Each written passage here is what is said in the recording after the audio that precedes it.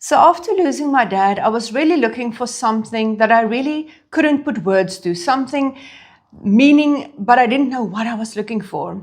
And then at that time, I was part of a meditation group, and our teacher, Sophia, decided to start teaching Reiki again. And I joined the Reiki training. And for me, that was really the beginning of rediscovering myself, of really reconnecting back to myself.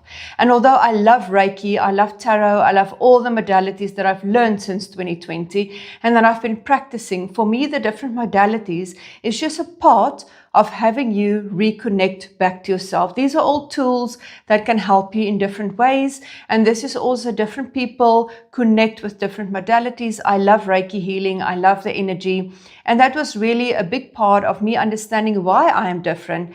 And it didn't make me become somebody different. Learning all of this, embracing this intuitive side of me fully, just made me reconnect with all of myself. So for me, I feel when you expand who you are, when you bring in more of who you are, it is really amazing to see what an authentic person you become. Not just a person that is boxed in one direction or in one thing, but becoming a whole person. And it really does bring inner joy.